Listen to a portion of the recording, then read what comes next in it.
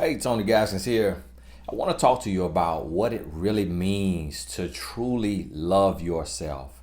Now, what you have to understand is that when you are truly loving yourself, this is the only time that love should hurt. But hear me out here. What I mean by love hurting is the discipline that it takes. You know, when you have discipline and you're working on something and you are very committed and you're very focused, it may be painful because you're having to not do things you're accustomed to doing. You're having to do things a new way. So, in essence, you are rewiring your brain, and that can be a painful process. So when you truly start to love yourself, it is not going to be easy because there will be times that you feel like you're being rude or you're being nasty to people. You will label it as that, even though that's not the case. Because when you don't love yourself, you're always jumping whenever someone else says jump, and you're asking them how high. You're always running and you're always taking care of the needs of other people, even though those same people may not be there for you. So when you truly start to love yourself, you have to understand that this means, number one, you set standards. You set standards for your life, and understand that there's a difference between standards and preferences. And I'm going to talk about preferences in another video. But when you set standards for your life, these standards are related to your morals, your values, your belief system. So when you set standards, you are essentially kind of going down in your life through friendships, through business relationships, and in intimate relationships, and you are stating and you're writing it on the tables of your heart. You are stating how you want to be treated, what you want from a relationship. So you may say in a relationship, you may say, I need a person who's going to be consistent, who's going to reach out, who's going to talk to me daily, who's going to talk to me with respect, not yell at me, not curse at me, not lie to me, mislead me, deceive me. So a lot of these standards may be packed into one thing, like treat me with respect. That may have a lot of examples inside of that, but you set that in your heart and you look back at your relationships and you see where you dropped the ball. You see where you let someone curse you out, talk to you worse than that person he would talk to or she would talk to a stray dog. Let them yell at you, curse at you, put you down, belittle you. So you start to look at this and you start to see, this person lied to you, they cheated on you, ran in and out of your life, they drug you along, they sent mixed signals. So when you set your standards, you may say, I refuse to be lied to continuously, to be talked down to be yelled at, to be cursed at. And so you set these standards and then you go in every area of your life.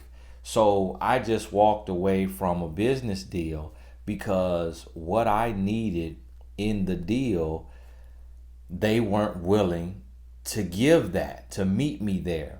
And so I was asking them to take a little less than that they want, but to give me what is customary, what is normal, what is average in that particular business field, in that industry. And they wanted more than what's average.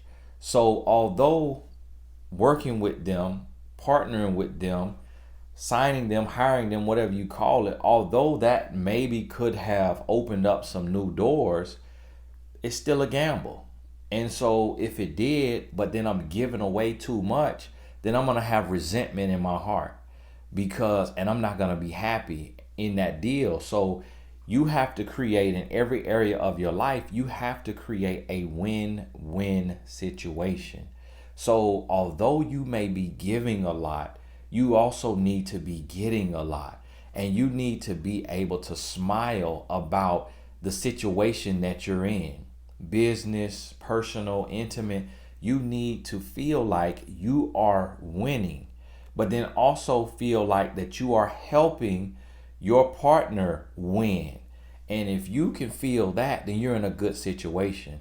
But if you don't feel that, then that's when you have to reevaluate some things. So write this down. Set new standards.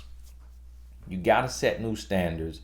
You know what you deserve, you know what you want, and you can't talk yourself out of it and allow yourself to believe or to feel like you're asking for too much. If you know that in your heart you're asking for it from the right place and for the right reasons.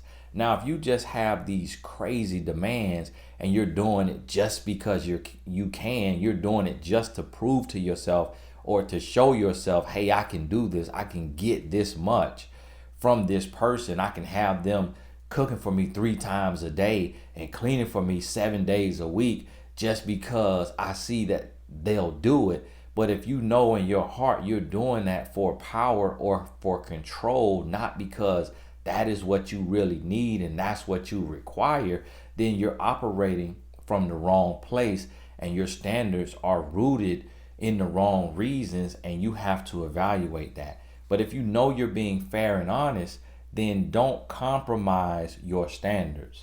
Now, the second thing, and these could be put in different orders, but the second thing you want to do in truly loving yourself is you have to look yourself in the mirror. And when you look yourself in the mirror, you have to understand that what you are called to work on when you're loving yourself isn't necessarily things you can see in the mirror. So I may not say, okay, loving myself means that I need to do something to my lips or do something to my eyes or do something to my skin or my forehead or my cheekbones. That is not loving yourself. Loving yourself when is evaluating yourself, interviewing yourself and saying, okay, where do I need to get better? Physically, mentally, spiritually, where do I need to get better? Not where do I need to conform to society's standards of beauty, not that, but where do I need to grow as a person for my emotional and my physical and my spiritual health? So if I say, I get angry too fast, so I need to work on doing my cool down technique, taking 5 deep breaths, counting to 10, reciting what I want to say or what I want to do, going through that in my mind, taking a beat, taking a pause, and then deciding and asking myself, is this the best way to respond to this situation? So I need to work on that. I may say I need to work on my limiting beliefs. I'm putting myself in a box. I'm talking down to myself. I'm beating myself up. I'm putting a lot of doubt and negativity into the air. I need to focus. And before I say something, I need to think about, is this positive? Is this uplifting? Is this true? Is this what I want from life? And if the answer is no, I need to not say it. So in this process, you're evaluating yourself. You say, okay, I need to lose some weight or I need to gain some weight. And that may be because I'm feeling unhealthy. I'm feeling sluggish. I'm eating out of boredom or guilt or loneliness. I'm eating very late at night for no reason. And I'm eating fried food or greasy food or too much sugar, drinking too much sodas and juice, and that is affecting my kidneys, it's affecting my energy, it's affecting my body, my skin, my glow. So I need to change that for health reasons. So now when you look at this and you say, okay, I'm going to make these changes for health reasons, what that does is you are addressing an area that needs to be fixed, but you're addressing it for the right reasons. You're not saying I need to go do this because this is what men like. You're saying I need to go do this because this is what will make me healthier.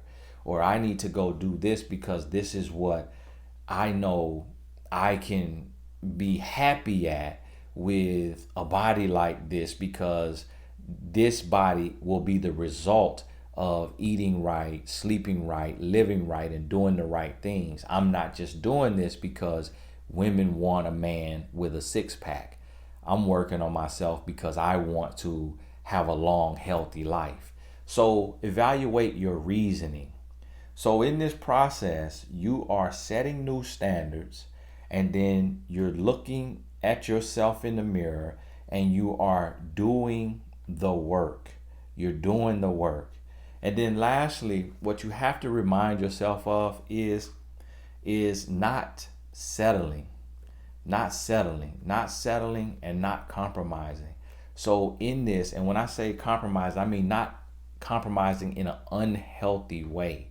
When you give something or you do something that isn't unhealthy, but it can help someone or make the situation better, that's not an unhealthy compromise, or that's not what I mean when I say don't compromise.